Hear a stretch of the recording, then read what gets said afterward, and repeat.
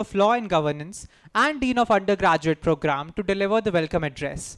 Let's give him a warm welcome. Before that, we'll also request all our dignitaries to please be seated on the dais.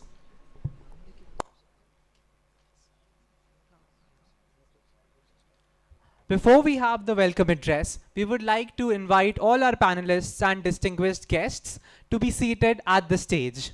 We like to invite Ms. Nupur Agarwal from LKS, Mr. Vaibhav Ganjiwala, Mr. Saifur Rahman Faridi, Ms. Stuti Toshi, and Mr. Prashant Jain.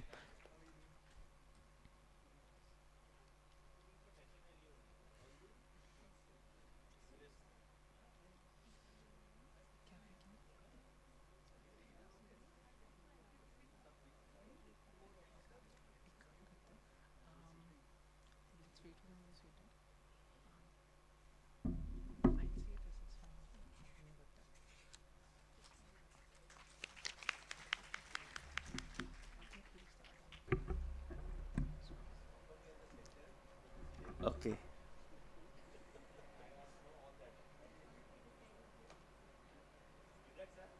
I think so. I think so. The university follows the procedure, sir. Okay. So, very good evening to one and all present here. And before starting my welcome address, first I will see the theme of this particular program is talking about career development conclave. Those who have developed their career is here, and those who are waiting for is this side. So that is why some of you, those on the first line, I'm not saying about them. So that is the concern. They have already developed their career. So very good evening to one and all present here. Chief guest of the inaugural ceremony, Honorable Vice Chancellor, sir, revered speaker on the dais, Registrar Dr. Vipan Kumar, Deans, my faculty colleagues, dear student and participants. It is my privilege to extend a very cordial welcome to all to the Global Colloquium on Navigating Legal Talent Dynamics from Hire to Inspire, Recruitment, Retention and Advanced Strategies. I extend my heartfelt welcome to the resource persons of the Colloquium, Ms. Nupur Agrawal, Executive Partner, Lakshmi Kumaran and Sridharan Attorneys, Mr. Vaibhav Ganjiwala, Head Learning and Development, Cyril Amarchand Mangaldas, Mr. Saifur Rahman Faridi, Partner, Shardul Amarchand Mangaldas and Company, Ms. Stuti Toshi, Ms. Manager, Price Waterhouse and Company. Mr. Prashant Jain, Head Legal, Avinash Group of Companies. I also welcome the Chief Guest of the program, Shri V. Srinivasan sir, for joining this colloquium. I express my cordial welcome to our Honorable Vice Chancellor sir, Professor Dr. V.C. Vivekanand sir, for his constant help and guidance and attending this program. I also welcome Dr. Vipan Kumar sir, Registrar in charge. Your administrative support makes the event successful, sir. I also take the opportunity to welcome Dr. Ankit Avasthi, Mr. Abhinav Shukla and Mr. Mayank Srivastav, convener and co-convener of the programs and their team. I welcome faculty and staff members who have been directly and indirectly playing their part for the conduct of this program. At last, but far from the least, it gives me immense joy to welcome all the participants. Once again, welcome one and all who are physically and virtually present to the Global Colloquium on Navigating Legal Talents Dynamics from Hire to Inspire, Recruitment, Retention and Advanced Strategies. I sincerely wish program a grand success. Thank you so much. Thank you, sir, for that warm welcome. Next, to give us an overview of this year's event and to tell us what's in store, we would now like to invite Professor Dr. Yogendra K. Srivastav, Director of the School of Law and Public Policy and Dean of Postgraduate Studies. Over to you, sir.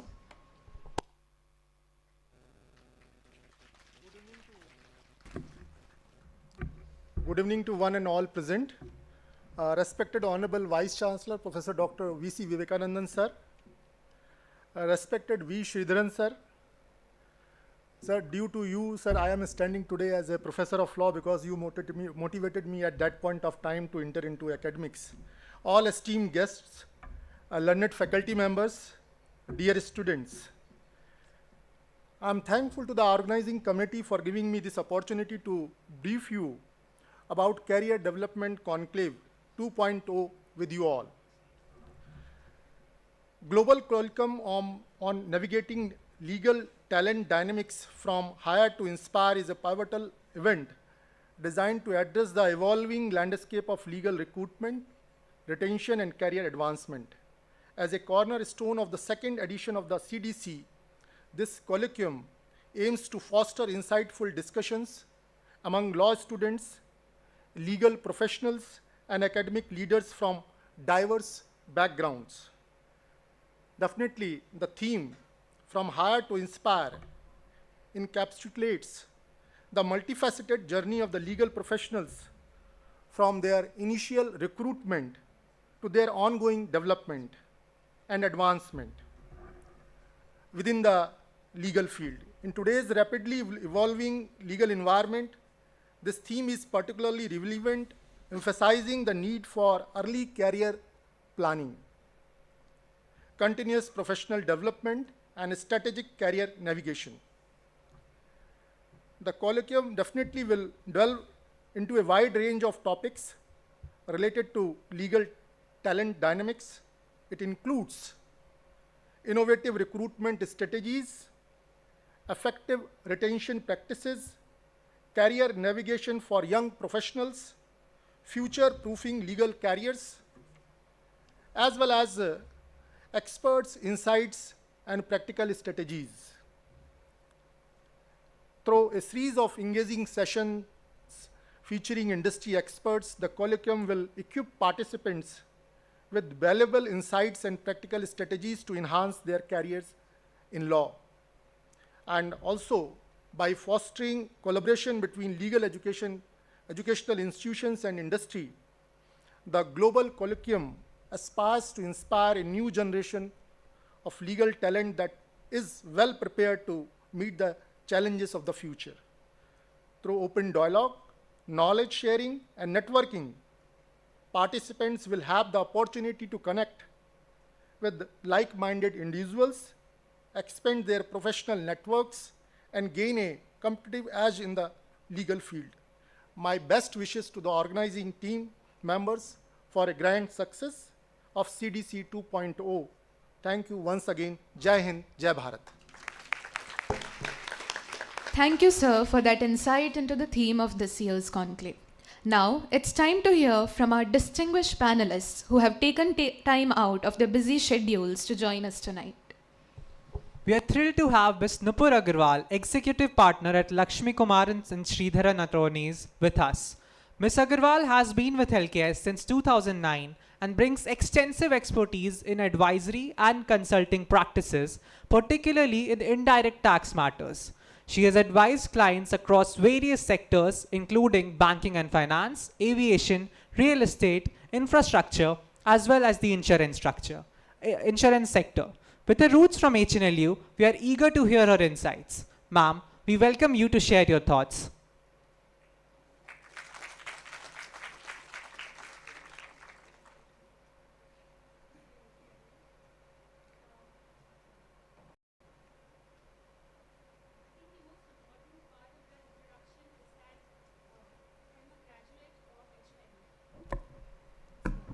Sorry.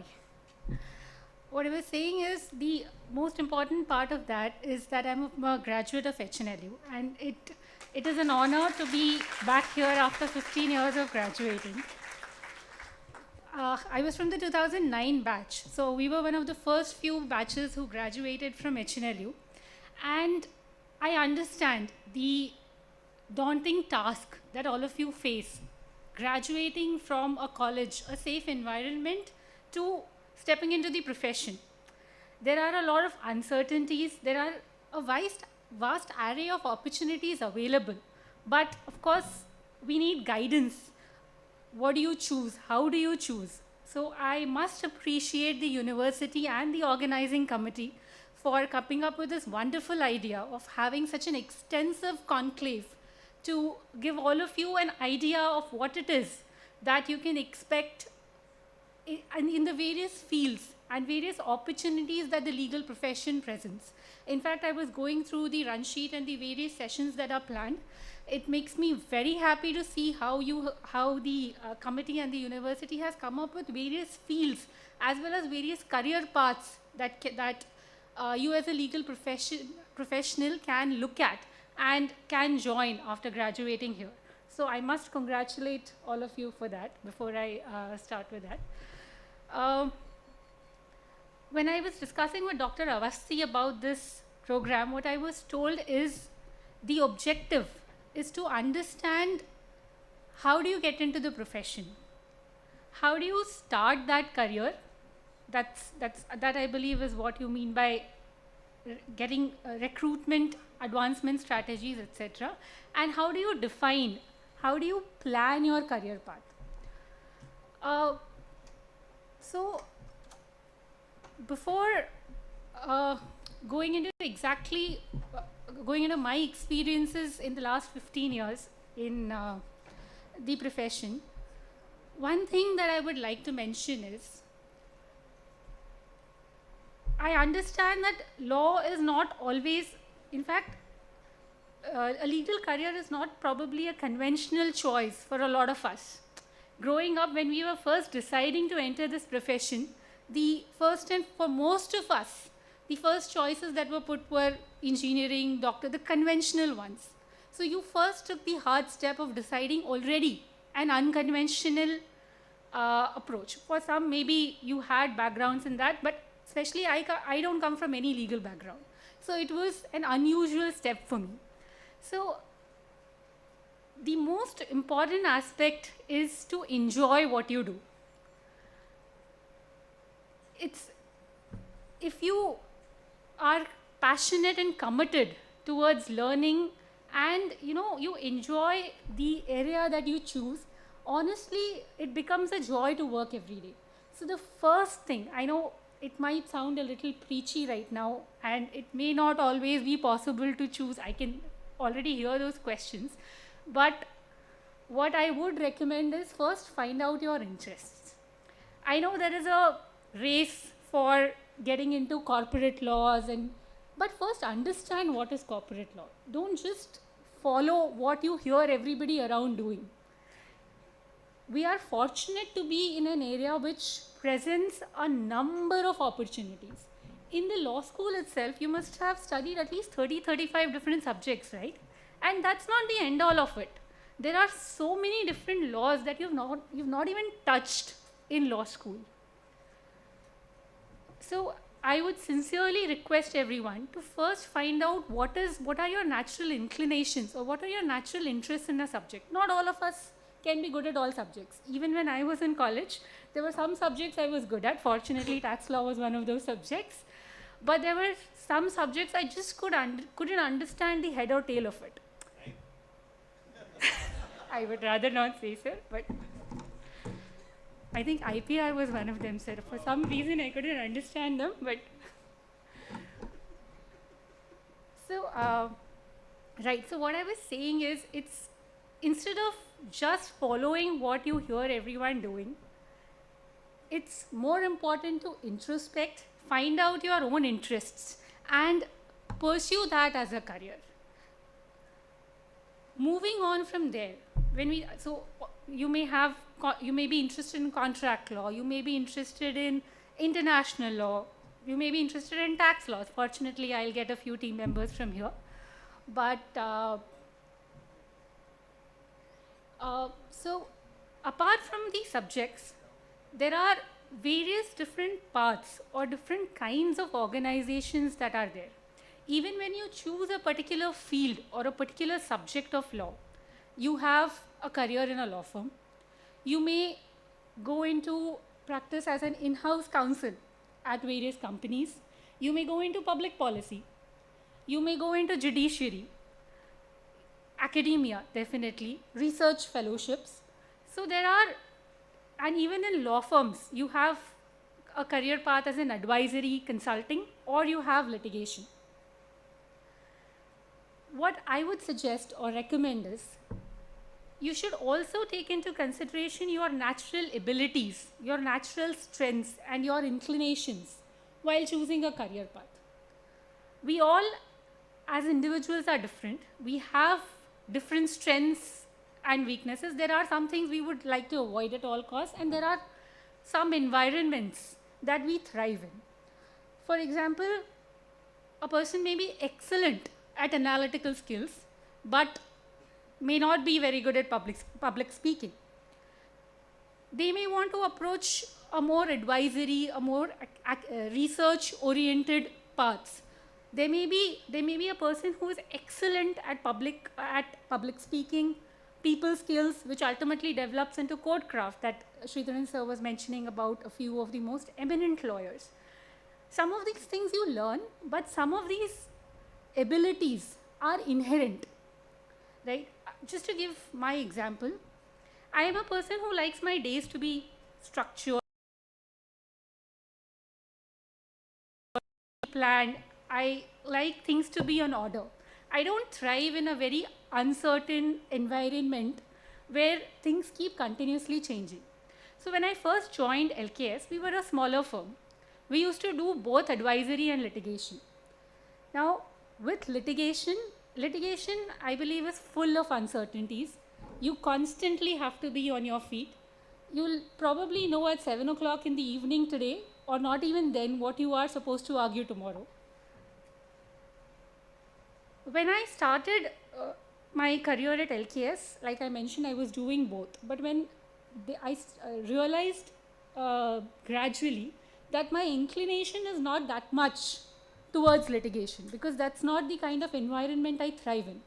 But I have seen my other colleagues who absolutely enjoy that environment.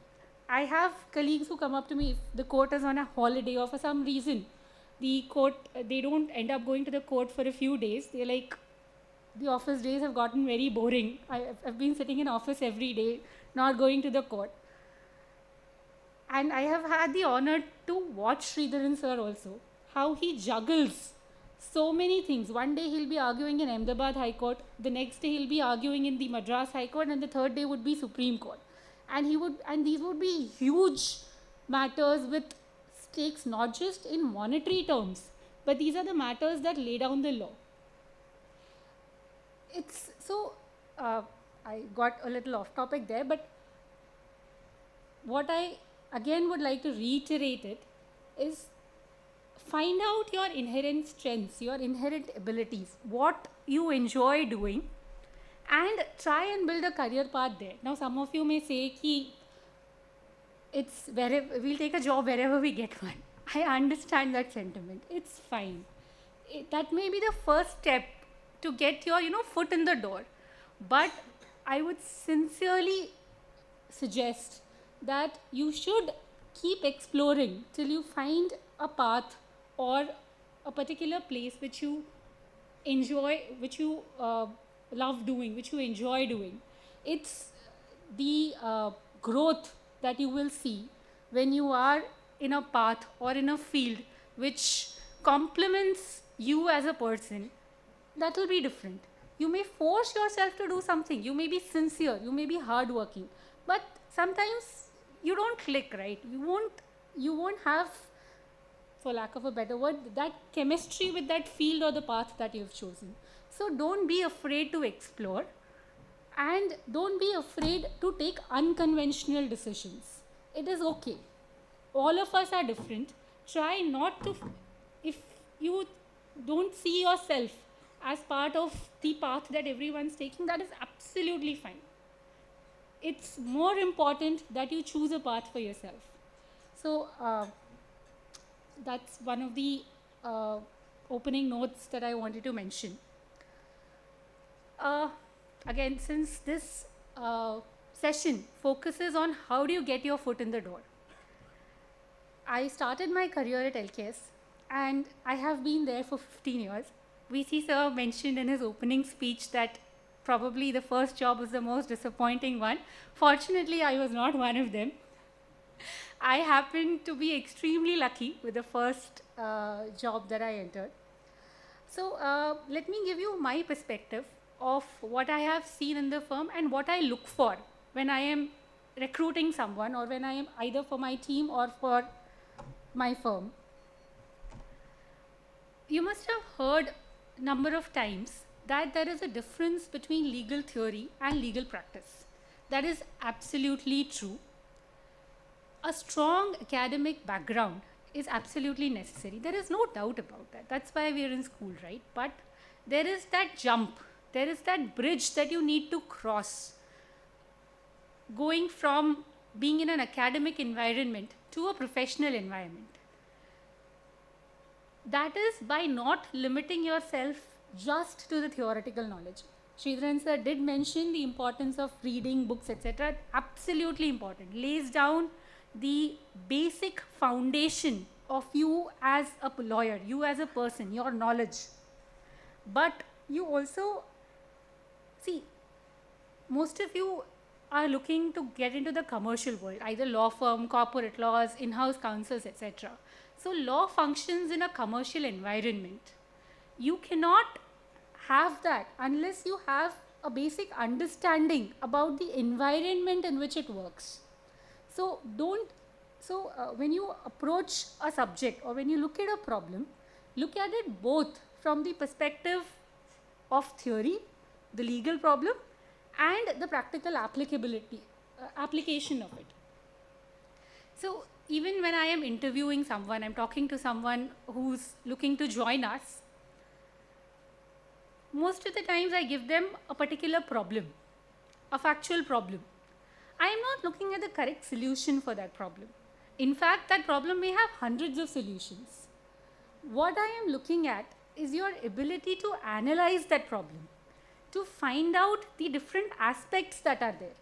So the important part here is not just you telling me this section, that section, etc., but to understand and analyze any particular factual scenario, and also be able to apply whatever you have learned. Most of the basics, contractual law, property law, etc., we learn in college. But how do we apply it to a problem is where you make that jump from a law student to a law professional.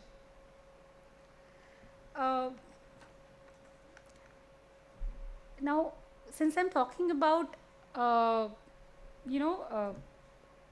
understanding the business environment, there is also something else. A lawyer never stops learning, and you cannot stop reading and learning in this profession. I know I am echoing what Sridharan sir has said a few minutes back, but I have been trained by him for 15 years, so that's going to be there. If you step into my office, you will see probably books on chemistry being kept on a tax lawyer's table. And like sir mentioned, in fact, on my table right now, I have books on trademark. And I am not a trademark lawyer. And like I mentioned, I was not very good at IPR. What are those books doing on our tables?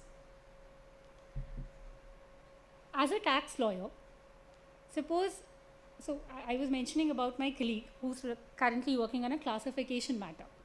It's on classification of a chemical product.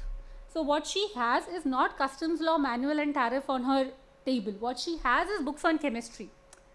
Similarly, I was doing some matter on trademark. So I don't have books on GST on my table. Rather, I have, and I was questioned by Sridharan sir in flight today whether I read those books. Fortunately, I had. Not always the case, but this time I had read the book. Yeah. I did. So what I'm saying is,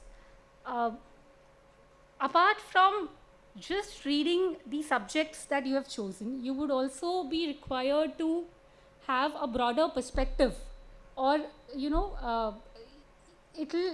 your field will have an interaction with many subjects. Like sir mentioned, a lawyer may have a 0.1% knowledge of all subjects, and that is absolutely true, and you need to do that to be to excel at whatever you're doing. Just as a last point, I would like to mention, I started with saying that explore what you enjoy, but also there are two approaches to the path that you can take. You can either select a very niche area and become an expert, or you can have a broader approach to things and have a generalist approach. For example, I chose a very niche area. It's indirect taxes, and even in that, it's a very specific area of GST. It was earlier service tax, which has now transitioned to GST. I have been in this practice for 15 years. But what it has given me is an in-depth knowledge of the subject. On the other hand, there are opportunities of having a much broader approach. For example, you are a commercial litigator. You may have matters relating to IBC, to commercial disputes, property law, etc. So there, what you get is a broader array of opportunities and areas to deal with. Again, it depends on what you enjoy doing.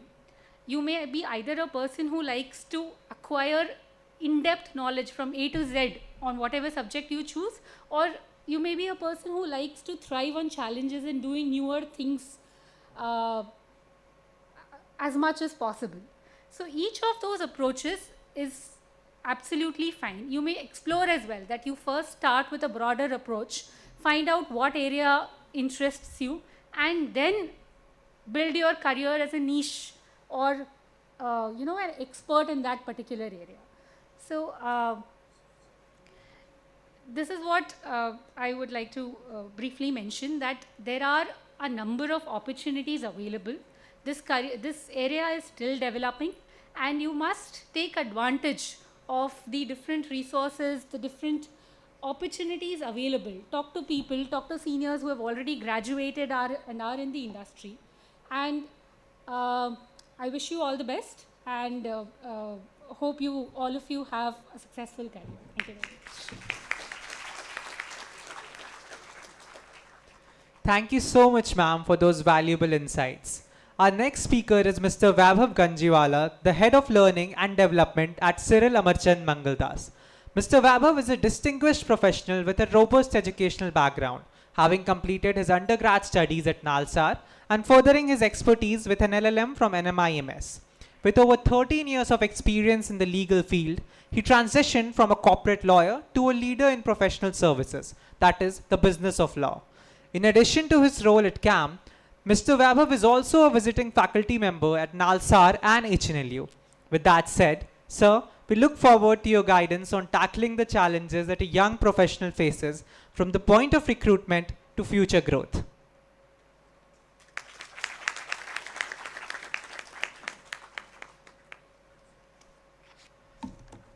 With that said, enough said. Those are all the achievements one can boast of. Public speaking, some find it difficult, but looking at all of you,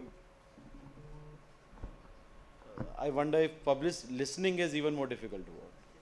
But there's a reason I'm addressing you first, because all of us are here to give you gyan. And on a Saturday evening, you guys are here. So there must be some level of commitment to professional building at HNLU. And we are, at least I and all of you, are really impressed. And on that note, and Mr. Sridharan, such a pleasure to be here with you.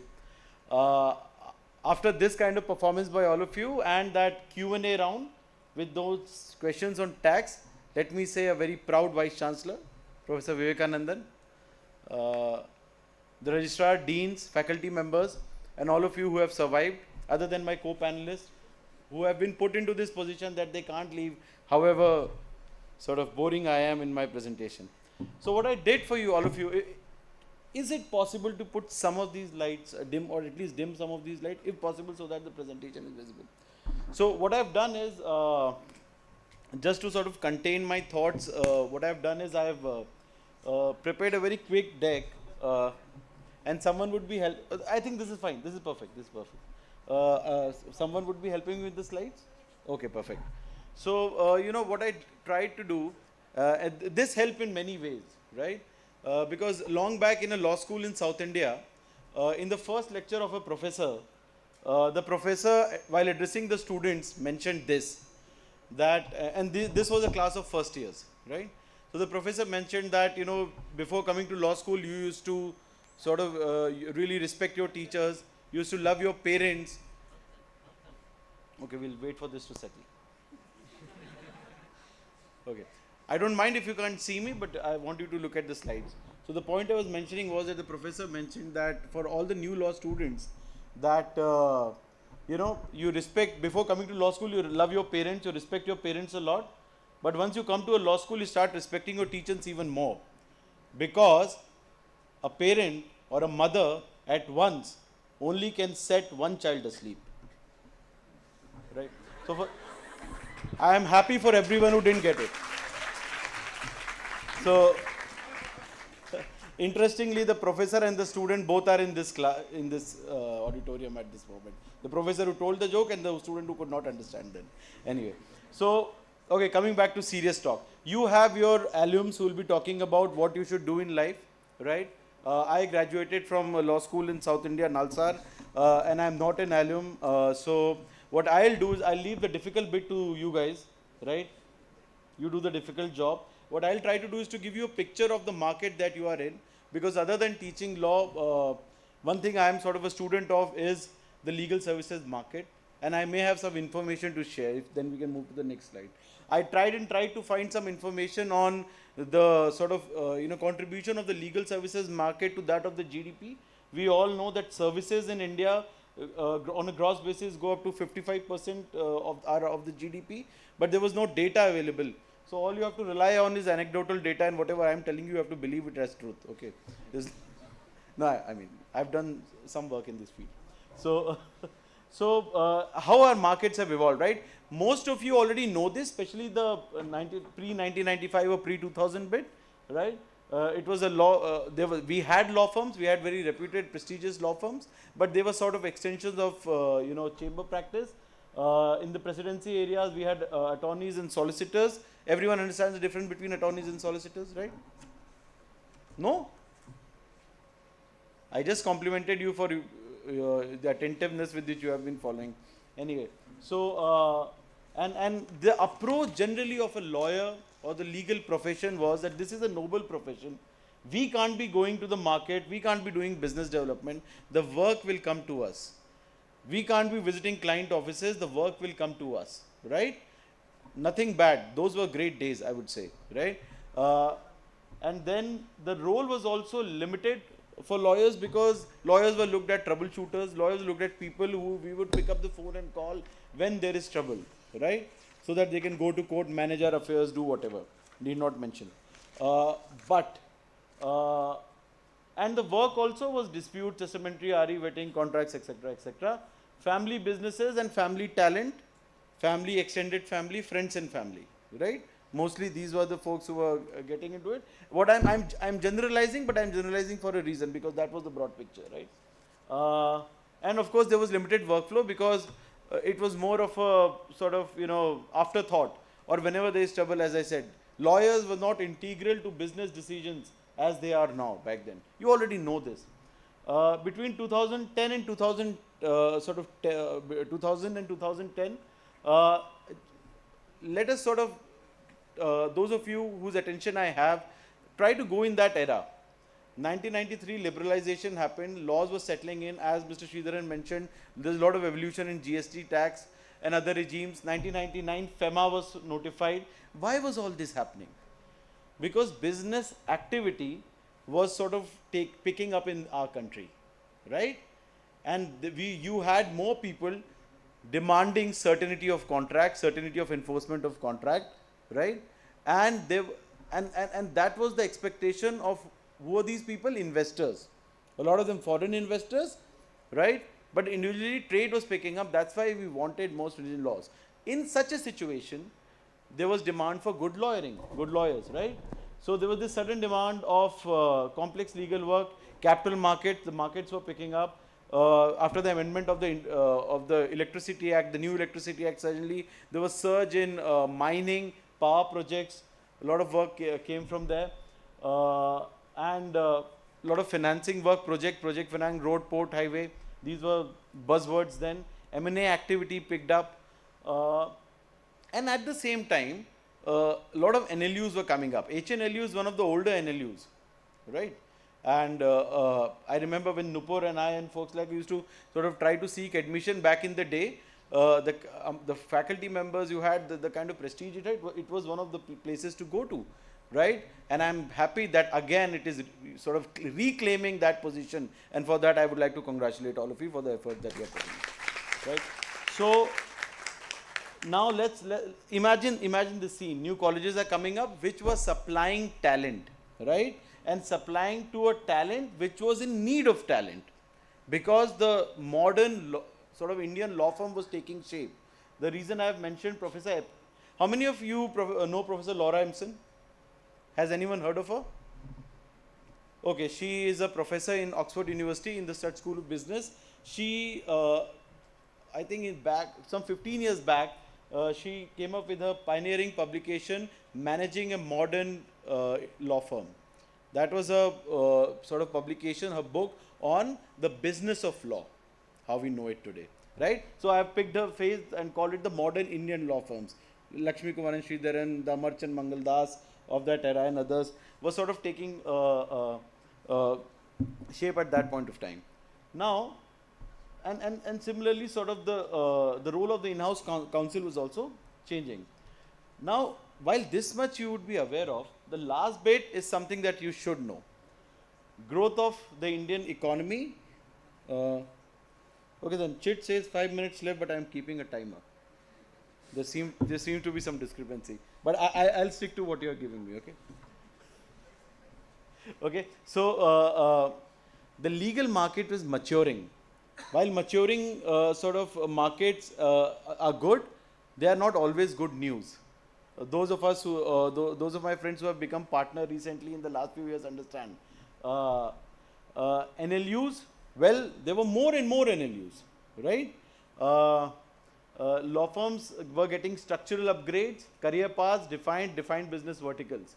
Rise of the peel of lawyers. The peel of lawyer is a term that Dr. Vikramaditya Khanna coined of Michigan University, where he called lawyers who had already worked in all these tier 1 law firms, and then they started their own boutique firms or niche practices. Why are they important? Because they were providing somewhat of a similar quality of advice, and the pricing was much different from that of a tier 1 big law firm, right? So that's why that concept is, and you as students of law should know this because that's the market you are trying to enter. Okay. Now, role of the in-house lawyer has evolved. Earlier the joke was they were paper pushers, then no longer that the case. Yes, of course we had some stalwarts there, but now a lot of in-house lawyers are basically people who were formerly partners in law firms. So now when Saifur sort of sends them a mandate, right, of a certain work to be done, they know for what, how much he wants to bill, for what he wants to bill, and what discounts sort of are to be sought. Okay. They already knew it. It's all about business, you see. It's all about business, certainly, but a lot of, That I sent them, yeah. they cut it down. That's the worry. That's why the last one is on fee. Okay? And fee matters because all of us want to talk about compensation. Also be aware of fee, right? Next slide. I'll try to be quick. Okay, state of the legal entity next. Now what you have got here? Demand and supply. We'll talk of supply first. Who you are. Law as a career option becomes mainstream. Implications. A lot of us on this panel are accidental lawyers, right? We got into law because, okay, we were not finding anything else that interesting, etc. But this is the pre-CLAT era, okay? Now it has become, if not the next, but at least another IIT JEE, okay? Now why is that important? Just imagine. 2006, I was in my first year of Nalsar. The Vice Chancellor of Nalsar, Professor Ranbir Singh, who regularly visits HNLU, he was giving, this was my first week there, in our induction, in front of all our parents, he made a proud statement. He said, I'm glad to tell you, 5,600 students wrote Nalsar incident test this year. How many students wrote CLAT last year? Sorry? 1 lakh. Okay. Just letting you know. This is where you are. Okay. Okay. NLUs multiplied. Private law colleges mushroomed. cost of legal education has increased with few exceptions. I think HNLU is one such exception. Still, isn't it? Correct me if I'm wrong. Yeah. Better informed and more focused students. Aware or just entitled? Now this is something we'll talk in the Q&A because I don't have time, right? Next slide. That's how you manage time. Next slide. Okay, demand. Now, structured law firms and in-house teams, I already told you why it is important for us, because now they are much more scientific. See, back between 2000 and 2010, Mr. Sridharan, Professor Vivekanandan and others would have seen it more closely. There was so much work and there was no talent. There was lack of resources, right? Law firms were able to charge premium for a lot of work and still they were actually overworked. But now talent is easily available. Workflow, yes, of course, has increased, but is the premium still there? That's the question, right? What about pay? Well, pay, there's some good stories and then there are not so good stories. In senior advocates, the practice of senior advocates paying sort of is more prevalent and common ground these days compared to what sort of I heard about for the first time. In-house lawyers, well, the role has got complex, the compensation is much more bigger. Law firms, we have folks from law firms, I would allow them to speak. But yes, there is an increase, but inflation adjusted, whether the first year associate salary has really increased in the past 10, 12 years, that's a question you need to sort of think about. There's a clash between being a junior resource and being a resource and a junior, because law ultimately is an apprenticeship model, right? And you train the person as a junior, but as a resource you have to think about profitability, okay? Now these are the considerations that sort of affect hiring, recruitment, next slide please, and other such considerations. The question comes what it means for you. I have some points to be made, but I'm mindful of time. This was just to give you a quick overview of the situation we are in, and we are in a marketplace. So I would invite the other speaker to sort of come and share his or her views, and then in the Q&A, if you have energy left, we will sort of dwell into some of the details. Thank you so much. Thank you so much, sir. Now, we are excited to hear from Mr. Saifur Rahman Faridi, partner at Shardul Amarchand Mangaldas and Company. Mr. Saifur is a distinguished partner at SAM who has dedicated over a decade to mastering the art of dispute resolution and arbitration, including corporate and commercial litigation. A proud alumnus of HNLU from the class of 2014, he has built a stellar career that reflects the highest standards of legal excellence. With his extensive experience and profound understanding of the complexities within the legal landscape, we are eager to hear his thoughts on navigating the same. Over to you, sir.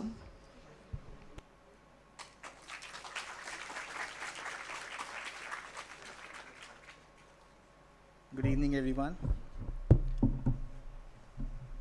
It's a long time since I was here. It's a great feeling. Before I start giving you, inputs as to how I see you should grow, how you should be, shaping your career, I must first thank everyone here and the professors who have shaped us in what we are today, because this is exactly what we were told when we joined the campus, and now we are able to come and give it back to you guys. So a heartfelt thank you to everyone. Now, as I understand, the purpose of this discussion is to give you a threefold, advice, so to say, to share our experiences insofar as to what you have to do as a student of law and as a practitioner of law. Three ways we have divided it, and I'll try to capture at least all those three sections, starting from your recruitment process to your retention strategies, and of course to the advancement strategies. You see, usually it's very difficult to be a later speaker in this session, because mostly what happens is people have covered all the topic that you have prepared for. But I'll try to navigate through this, because this is the ball which has been thrown to me. I'll try to manage. So you see, Nupur has told you about what is expected of you. So has Vaibhav. Vaibhav has given you a market overview as to how things are and how you should be looking at it. I will try to tell you at least, those minor points that one has to keep in mind when trying to progress in this profession. And everything I'll tell you from my personal experiences or my colleagues' experiences or what I have been observing around me for the last 10, 12 years. Now let us just go back to the first step, which is your recruitment. The most important topic and the most interesting topic as well in the campus. One gets an internship, they are related. You try a lot, sometimes you don't end up with an internship. Why is that so? The problem is, as Weber was mentioning, the market has become so competitive. There are law schools everywhere, good law schools everywhere, very bright students everywhere, like in this gathering as I see. Now what happens? You can't cut down on the numbers of students graduating, but what you can do is you can outshine. You can do well and you can be visible. Now how do you do that? What do? You apply for internships. I'm sure you all know what all options you have to apply for those internships. One is, of course, you keep trying and applying to the organizations. Two is you seek a university's assistance. Of course, we have ICC here. I hope it's functioning. And third is, of course, you try your luck everywhere. You find out people who you know in the profession. You ask them for some help. Try all these means. Whatever means you can do, just try. Try all of them and land an internship. It's very difficult, as I said, it's very competitive. Try to reach out to your seniors. Try to reach out to anyone who's working with an organization. Ask them for help. Ask them if they can introduce you. But before you do that, you have to make sure that the request that you are making, you are willing to live up to it. Because if somebody helps you out with an internship and say that, you see, I am recommending this candidate for an internship, you carry a huge burden. Burden is twofold. One is the person who has introduced you. Two is the university's reputation. What happens is, if you do perform well in an internship, it makes a lot easier for future students to go to the same organization. I'll tell you from my personal experience, and I'm sure everybody who has worked with interns would agree with it. More often than not, somebody may come and tell you that, you see, do you have any student from that university or that law school? Because I've worked with some of them and they are very good. So if you have anybody in mind, can you recommend? Now, that is your responsibility. You may get an internship through some or the other means, but it is your responsibility to leave a mark before you leave that organization. That will actually help you in two ways. One, you are representing your university. Two is that will ensure that you proceed to the second step, which is the recruitment. Because you have to leave that mark. Now I'll tell you, in every large organization, be it a law firm, be it a corporation or anywhere, there are lots of students applying for it. As I said, the market is very competitive. Now if you're interning, let's say this university also gets an offer in, let's say, May and June or December and January, right? 70 to 80 students are interning at one point in time. You have to outshine them. And how do you do that? Hard work is not the only thing, you see. Hard work everyone does. You have to be hardworking and you have to be smart as well at the same time. And when I say you have to be smart, it takes into account a couple of things. One, at times we end up saying that, you see, my grasp of law is great. That's the absolute necessity, no doubt. But you also have to have certain other skills. You have to make sure that you stand out, you are visible in that lot. And that's the only way you can convert your internship, that opportunity that you've gotten, into a job. I may, end up using this word job more, like most during most of my conversation, but it's not a job, so to say. It's a profession that we do. So that's one. Two is you have to, work on your soft skills. This profession, as much as it is about reading it, it is as much as about expressing it. You have understood it, but you have to express it also in the same manner. So that is also one thing that you have to do. 3, if you end up in an organization in your internship, do reach out to your alumni, wherever they are. Do go meet them, tell them that you are doing this, you are here interning, and tell them that I if you can help me out with some or the other way, some or the other contacts. Because as I've been saying, the market has become extremely competitive. Unless and until you do all of this, it may be a bit difficult. That's the internship part. And of course, the aspect of being sincere, the aspect of being presentable, the aspect of working hard, this would be there in all these 3 spheres as we'll be discussing: the recruitment, the retention, and the advancement strategy. So these things would be constant everywhere. But this is your starting point. Do it.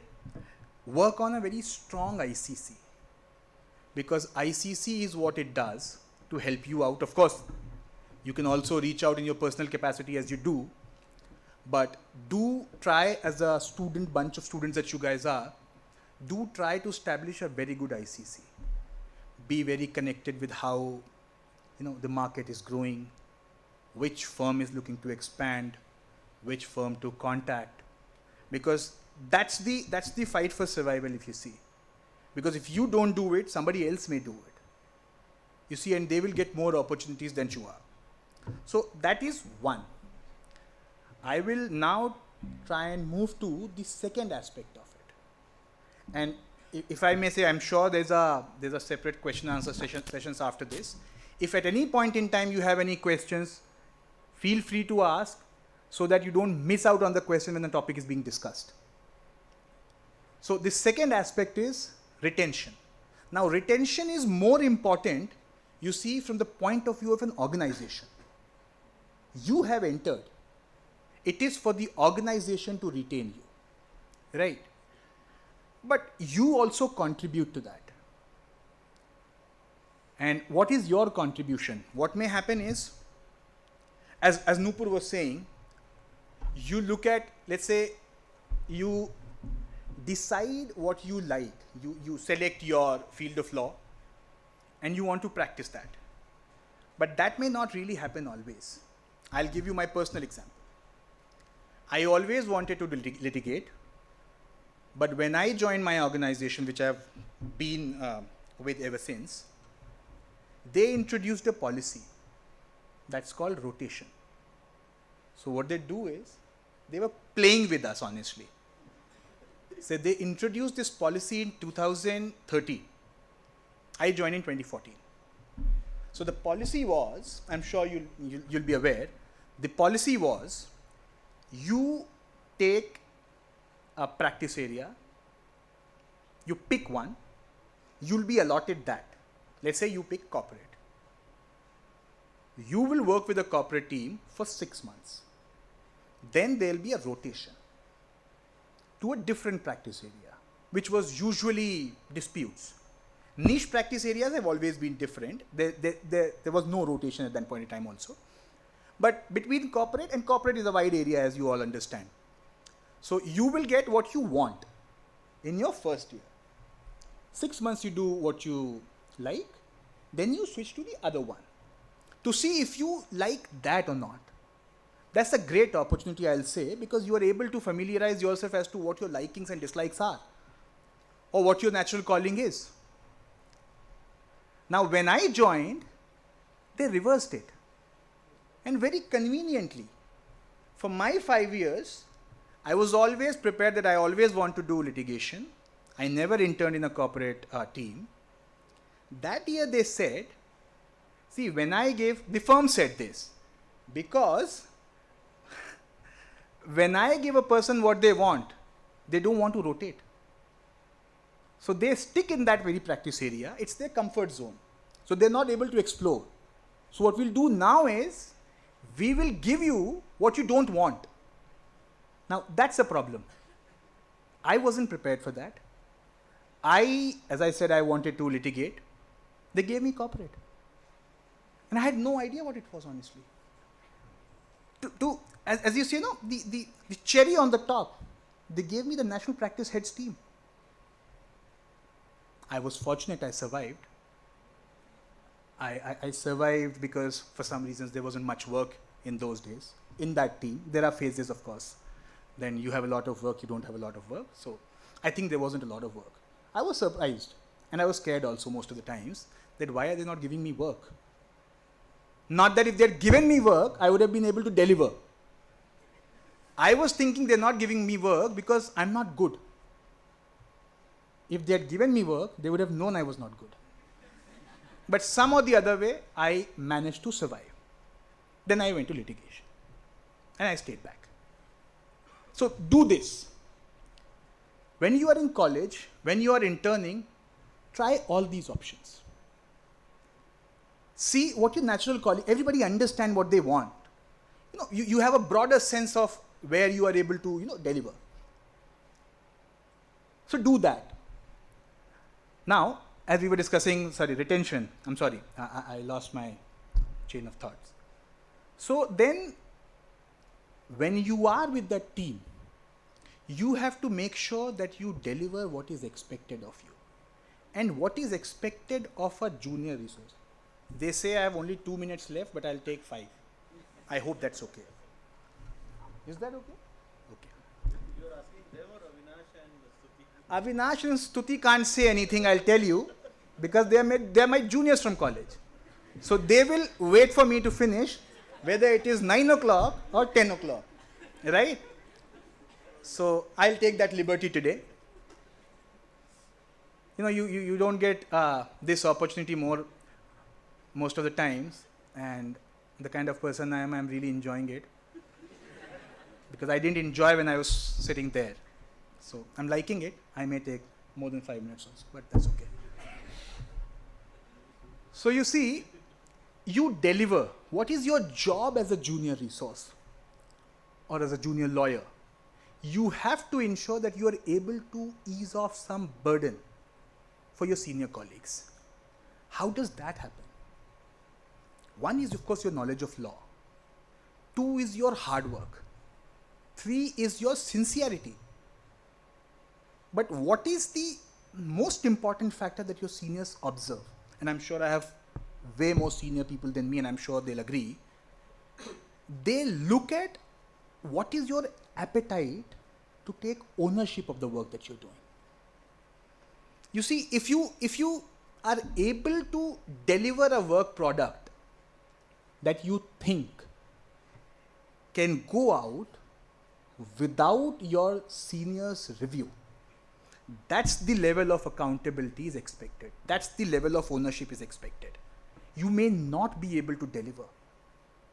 You see, because you've just joined, you've just started. You may not be able to deliver. But nobody will ever question that incapability. They will only see how, confident you were when you were performing that task. Because the idea is to ensure that your senior's task is eased. That is something that makes you reliable as a team member. And that is the key for retention. I'm not talking about circumstances, let's say, wherein you end up with a not so great working relationship with the set of people you are working. That's also a possibility. But I'm not getting there. It could be your fault, it could be fault from the other side also, but that we'll not talk about. We'll talk about, and that we can't control also. We can only control what we can do. And this is what we can do. You do it for them, you become an incentive. You get an opportunity somewhere else, go. But during that period you are there, you have to ensure that you are delivering your work. No questions asked. For a couple of years or so. This is also an important point that I would want to mention. Put your head down and learn. You may not like the work that you are doing. For instance, as I'm saying, if you end up in the same position that I was, you don't like the practice area. That doesn't mean that you'll not perform. You may not like the work, but it has to be the best work that you can give. So this is the key for retention, I'll say. And of course, keep growing in terms of how tech is moving. Be updated with the updates in law. Be updated with the market standards, market requirements. All of those things, of course, you can do. Everybody will tell you that. But one thing also, again, it's from my personal experience, one thing also you should keep in mind is that you have to grow every single day. Because this is, as they say, a famous a quote that usually people use is, you're not getting into a sprint, it's a marathon. And for you to be prepared for running a marathon, you have to keep running. So update yourself with the latest developments, be it tech, be it updates in law. So that's the second part. I'll just take 2 more minutes. I'll quickly wrap up the advancement step, because if you have done the second part, which is what is expected of you, you'll easily go to the third thing, which is the advancement. And how does that happen? If you have been able to create an image which is a reliable resource, a reliable colleague, you immediately advance. There's nothing stopping you. Now, what you may do, and I can tell you from practical point of view, that after spending a couple of years in the profession, you'll know what your calling is, right? Then you go from general practice to a specific practice area. Like for instance, if you are in a corporate team, see if you want to do mergers and acquisitions or you want to enter into private equity. That specialization you should do, because that becomes the call at a later point in time. For instance, if you are in litigation, you may choose if you want to do commercial litigation or only litigation appearing before courts, or you may want to, do arbitrations, or you want to do a mix of that. So you grow that way.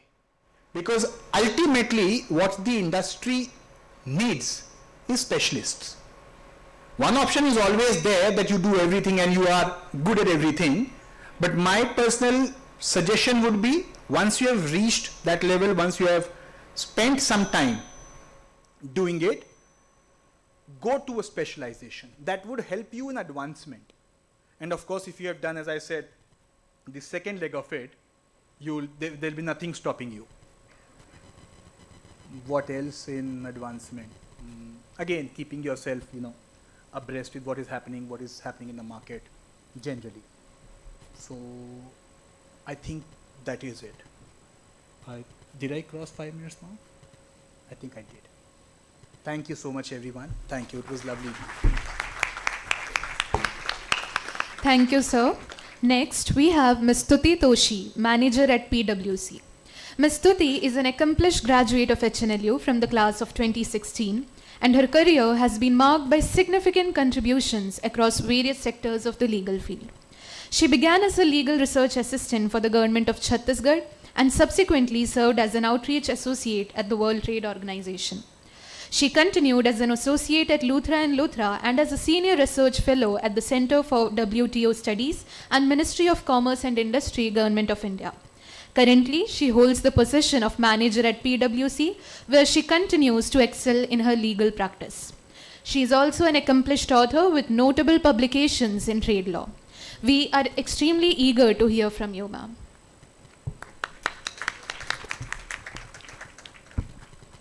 Good evening, everyone. I'm grateful for the opportunity to be here today amongst such a distinguished panel in front of some of my professors whose guidance has paved the way for professional success, and I'm really grateful for their guidance all along.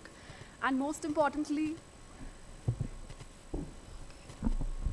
I hope it's better now.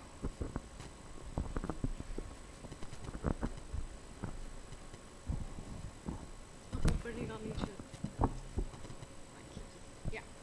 hope you can hear me better now. Okay. Okay, I'm just gonna, at the cost of repeating myself, I'm just gonna say good evening again.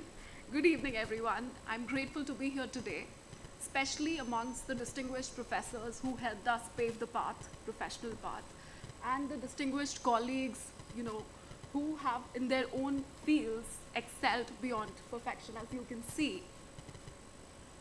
And most importantly, amongst you all who are, in the trajectory where you're gonna set your professional path ahead. It is a humbling moment for me, but I think I'm gonna talk today to you and help you visualize how you can potentially shape your professional path. And I speak from my personal experience exclusively because that is the limitation of my exposure.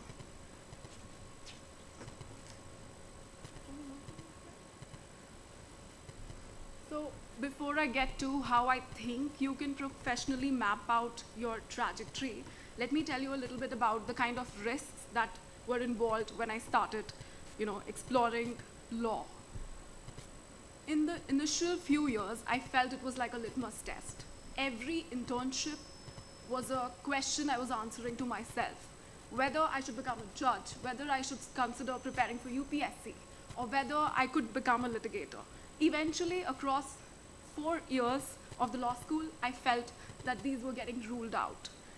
At the beginning of the 4th year is when international trade law happened. I ended up studying a little bit in the law school and then eventually pursuing the Joint Academy on International Trade, which is something that Indian Institute of Foreign Trade does in collaboration with the World Trade Institute, University of Bern. I felt like at the law school we had touched the tip of the iceberg, and when we looked at the depths in that Joint Academy, it felt like there's so much more that there is to this subject. After that, I was fortunate enough to, secure a master's acceptance and, with a little bit of scholarship as well. So I took the risk, even though I was quite confused whether or not it's worth it. And I think the confusion is worth it because across the last few years, I've seen that some people who come post-experience to masters might do slightly better. But this is then again a subjective determination, and you can choose what works for you better. After I came back from masters, I had 3 options from the trade law teams across 3 different firms, and I chose to work with Luthra and Luthra in their trade team because they were handling one of India's disputes, which was DS 430. And I think that was a decent enough move, but I sometimes question it. So I think I'm just wanting to say that you might question the decisions that you make, and I think it might happen a lot sometimes, but maybe in the long run it might make sense. After 2 years at Luthra, I also saw that in the trade law world, there were changes which were happening, which were basically about the trade, WTO dispute settlement collapsing in a way. So I decided that, okay, it's time to move to policy. Policy is a very different world, but has a significant interface with law, actually. If you're interested in policy, I think it could be one of the more interesting areas to explore. But then again, it depends on which side of it you want to tap into. Some organizations like WIDHI and even CSEP are doing really well on the policy side of work. Once I entered the Center for WTO Studies, which is a part of Indian Institute of Foreign Trade, I was fortunate enough to get to work on international trade law, advising the government on various aspects, including how should they shape the national security guidelines, how should they look at, their export policy on various domains. So the kind of work on the table was very interesting. Post 2 years at the center, I was basically deputed to work with the ministry. And that opened a different door altogether. I was involved in India's free trade agreement negotiations with quite a few of jurisdictions, including European Union, EFTA, which with some of them you see them as materializing today. What I'm trying to tell you, I believe, is that, the kind of options that you see today, the way they look like, they might look slightly different tomorrow.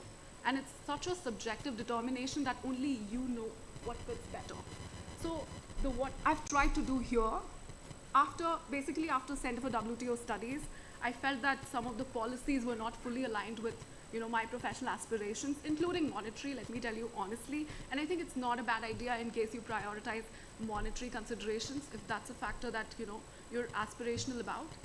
So you can take the leap depending on what fits you the best.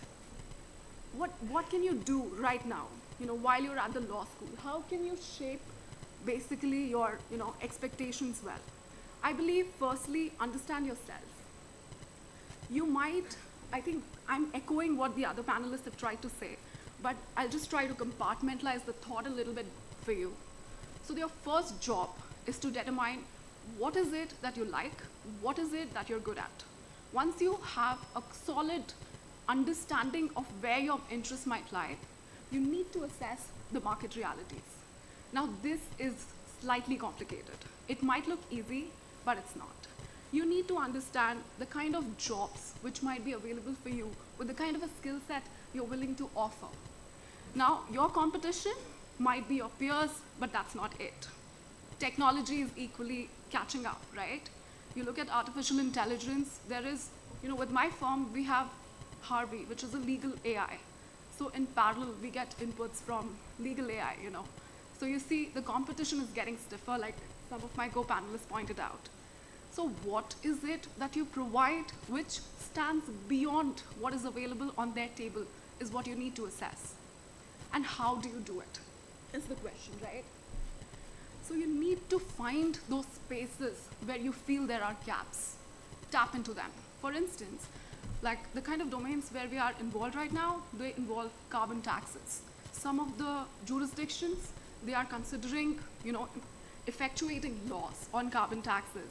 In India as well, if you look at the BRSR, reporting requirements, they are delving into that direction. The Bureau of Energy Efficiency is working on developing India's carbon market. So these kind of domains are catching up. This is just one part of the story. And I'm speaking exclusively from the trade hat, right?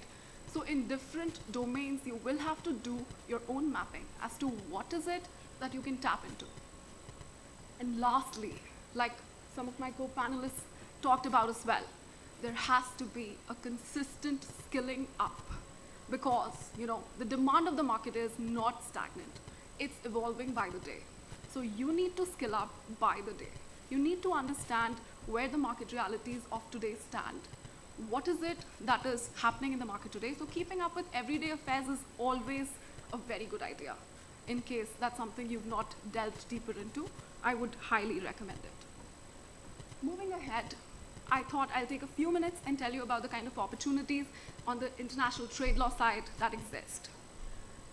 You can talk, like most of my peers, they talked about law firms, right?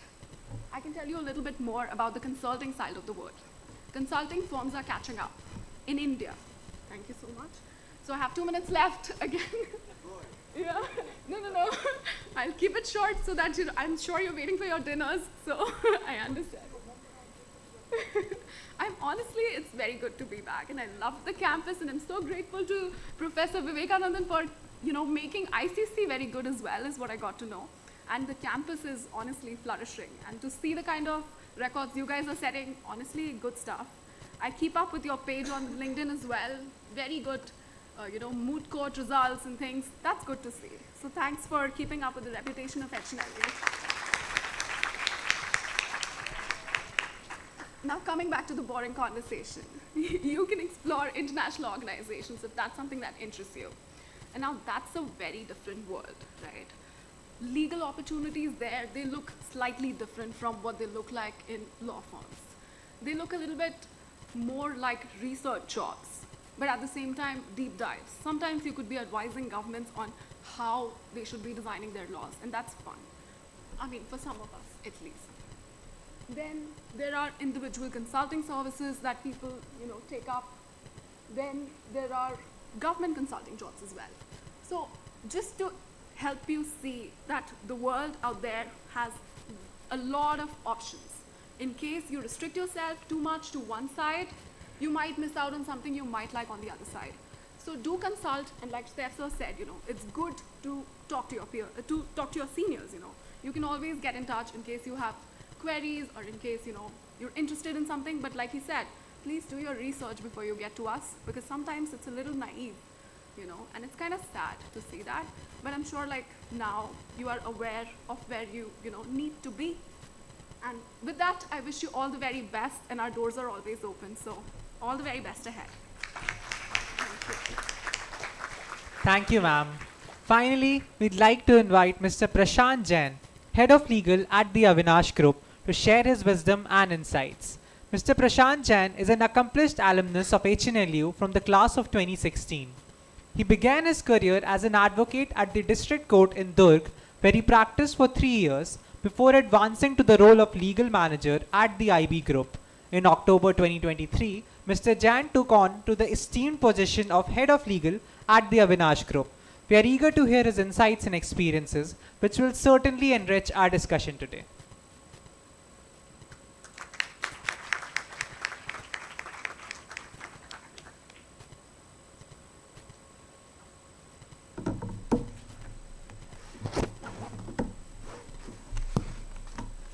Good evening, everyone. Can we just have a show of hands? How many of you are awake? Okay. Good morning, everyone. Right. So I think I am the black sheep here, the only in-house corporate guy. So I'll first like to thank our esteemed chief guest, VC sir, all the faculty members for making this happen, giving me this opportunity. I'd like to thank all of you for coming here, giving your time. I think Colossus is coming soon. Most of you are involved in that. So I understand how tiring it could be. Especially to Gautam and Swastik. Thank you so much, guys, for reintroducing me to the place where I spent half a decade of my life. It's a real experience. Right. I think what I want to say was initially covered by Saifia, that when you go after people, but you went third. You went third, and you used the line that I was supposed to use. But okay. So what I'll start with is just a brief intro of how where I came to be. Like I started my career in the most unoriginal way, the most common way. I started coaching classes for judiciary. So yeah, I gave an attempt, I cleared the pre, and when I was supposed to write my mains, my mother took ill, so I had to miss that paper. And coincidentally, at that time, I received an offer from ABIS, which is IB Group. There's a company in Rajnandgaon. They're basically into food processing, dairy, poultry, pet feed. You might have heard of the brand Rules.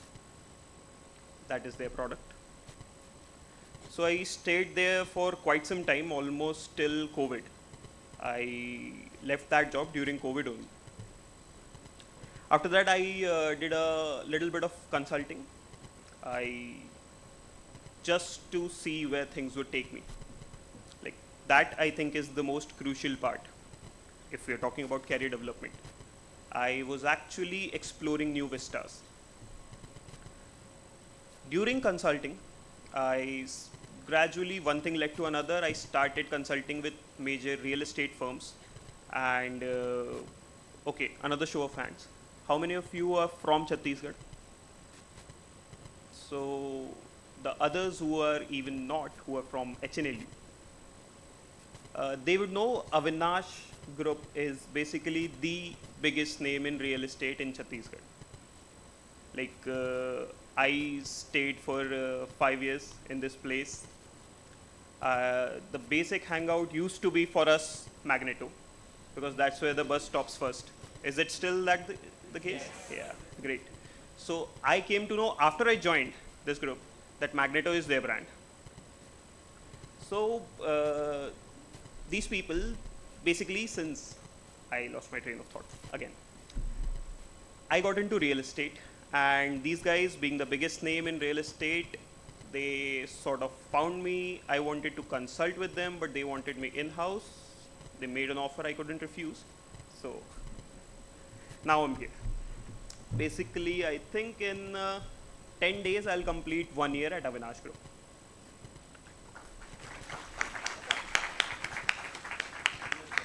Great. Right. So if we're talking about, excuse me, hiring, recruitment, retention, I think those are the keywords. So it's a surreal feeling. The last time I was at this stage was 8 years ago. At that point of time, I was somebody who was looking to be hired. Right now, when I'm standing at this stage, I am sort of doing the hiring. And when I say it's surreal, it's mostly mainly because I refuse to accept that I've aged 8 years. But yeah, jokes apart, at that point of time, I was sort of, as almost all of the panelists have said, you need to explore, you need to see what's working for you, you need to go ahead and try different things. You need to decide if you want to pick a niche or if you want to be sort of a jack of all trades. So when you're doing that, one thing I think is the most crucial part you need to understand is there are so many people. When I went into the in-house corporate roles, I heard about my predecessors, people who refused to do stuff which was outside the legal area. Like I'll take an example. If people ask them stuff which were more towards the corporate side or more towards the public relations side, since you are in the legal department, maybe go and handle this government official who's asking for certain legalese in their letter. So my predecessor was the sort of a guy who said, I am the legal manager. I'll handle what is the legal part. I won't touch anything else. That is a sort of trajectory you can take if you want to develop a niche. But if you want to become sort of a jack of all trades guy, which is what most corporates need in their in-house roles, you need to be open to perspectives outside law. You need to understand how your particular field, your particular company works, how your industry works, what are the laws that are involved in your industry. Like I shifted from food processing industry to real estate. Initially, my niche could have been, let's say, food safety, FSSAI, trademark, things like that. But then it got shifted. Now I'm dealing with RERA, I'm dealing with TNCP. So the point is, my specialties changed. But the thing is, I am actually dealing with specialists. You have empaneled lawyers, you have people, you have mentors everywhere. Any industry, any company you go to, there are mentors. There are people who have been there since the start, who have seen things changing. They may not be lawyers, they may not be formally educated in the craft, but they have immense experience, immense knowledge. So what usually happens is, you need to be open to things, open to learn things which will advance your legal knowledge further. Because being in-house, you're not a lawyer, you're a manager, you're a legal manager. Apart from that, if we talk about retention, as Saifubia clearly mentioned, retention is mostly on the part of the employer. We as usually, like even if you go to your quarterly review meetings of any corporate or anything, the HR usually shows the slides of their retention scale. It's on the company, it's on the HR to retain you. But there are few things which you have in your hand, how to get retained. First of all, you need to make yourself indispensable to the organization. You need to be And to do that, you need to understand how the machinery works, how everything works, how pieces fit together, which department does what, where do you go whenever, like, if a certain agreement is signed and it's sent off, where does it go to? Who executes it? Right to the ground level. It's so interesting that like most of us assume that communication skill is a given for lawyers. Almost all lawyers, because it's our bread and butter. We need to know how to talk. But at any given time, there have been days when in the morning I'm supposed to negotiate with a clerk in the Nagar Nigam office for approval or at the factory inspectorate. And in the evening, we have a con call with Amazon for their branding, for our SKUs. So basically, you need to have the skill set to adjust your communication, to adjust your, to basically send your point across to all sorts of people. You can't be all finesse with the clerk level guy, and you can't be lacking with the Amazon team. So that is something where majorly what comes in is you have to walk a fine line. Imagine it's a tightrope, right?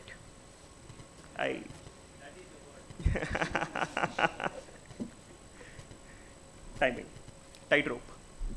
So I have 2 minutes left. Right. Tightrope is also an interesting factor because that is what I discussed with the managing director, the person who actually finalized my hiring. And as per him, Mr. Anand Singhania is like a genius in his own area, his own expertise. What I said, what he told me later, like just 2-3 months ago, what struck with him was that there is a tightrope, there is a gray area, because I, being a lawyer, I need to protect my client or my company. I need to protect their interests. But I also need the operations teams or the sales team or basically the business to thrive. I cannot be the roadblock to my own company's success. Because if left to me, I can draft a 900-page agreement for a simple transaction. But no salesperson can convince a person to go through a 900-page agreement just because our lawyer wants to be foolproof, he wants to be protected. That is where the tightrope, that is where the fine line or gray area comes in. You need to find a perfect balance, how you can protect the interest of your client, that is your company, and how you can see the business growing as well. You need to understand what the business needs, you need to understand what salespeople need, what the customer needs. So I think I'll wrap it up with this. Yeah, even I need food. Right? So thank you everyone. Thanks once again. All the best to all of you.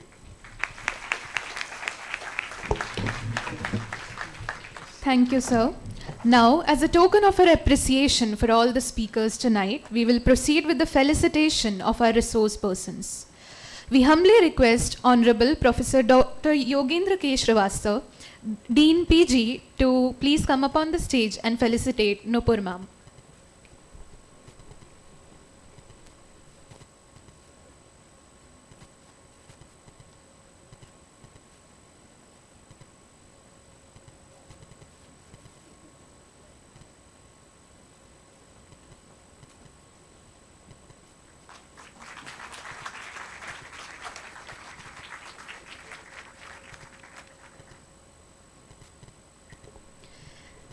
I request Professor Dr. Deepak Kumar Srivastava, Dean UG, to kindly come up on the stage.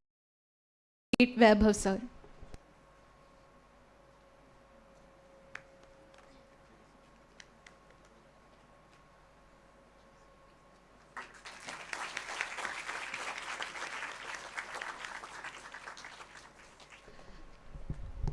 I now request Dr. Avinash Samal, Dean Student Welfare, to felicitate Saifur, sir.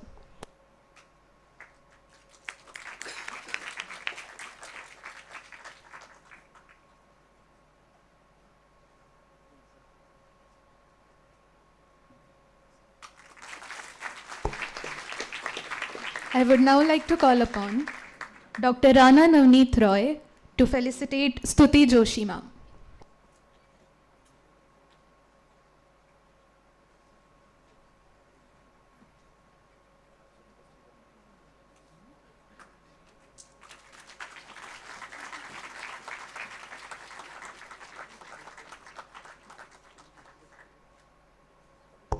Now I would like to call upon Dr. Ankit Avasthi sir to felicitate Prashant sir.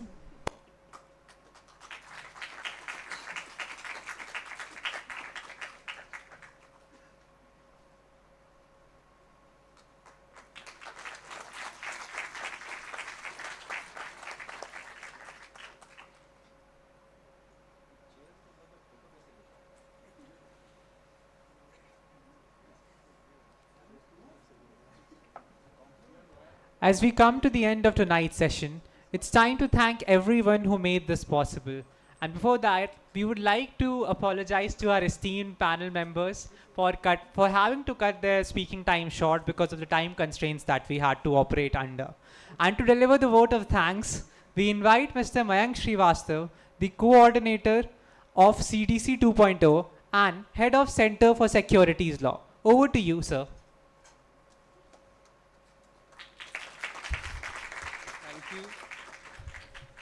So, since a lot has already been spoken from the side of industry, I would not be adding anything from the side of academia because they are anyway used to listen to us every day. So, for that reason, I'll be directly jumping to the final vote of thanks as for what I'm here. So, delivering the formal vote of thanks, I'll start with thanking all the respected, first of all, I'll say alumni of HNLU, and also I think 4 of you are alumni, and also Vaibhav sir. And I would like to thank all of you for these enlightening words that you have, made our students aware of. I think they know certain things, but then they are also confused about certain things, and those clarities are received from the people who are actually into industry. So these kind of platforms are really helpful for us students, and I'm happy to see that they were also very, very interested throughout the session. So thank you so much for all what you have delivered here. Along with that, I'll also like to thank a respected guest for the inaugural session, Mr. V. Sridharan sir, our Honorable Vice Chancellor sir, Professor Dr. V.C. Vivekanandan, our honorable and respectable all deans, registrars sir, all the respected faculty members who are here, along with the organizing team consisting of the students and a few faculties also. Largely, I'll say I'll thank the student organizing team because they have done a tremendous job in organizing this in a shorter time, and as rightly told by Prashant sir, that Colossus is also coming, but still they are very interested in this session, along with all the sessions that we are going to have in the next 6 months. So I'm sure that this is going to be an enlightening journey for the next 6 months, and we'll be ending up, when we'll validate in the month of March, we'll surely be having a fruitful academic discourse that we'll have along with the industrial collaboration. So thank you so much. At the end, I'll also like to thank the staff members and everyone else who has been who has acted as a key person for this overall session. Also thanking the media partners, Live Law and Manu Patra. Thank you so much.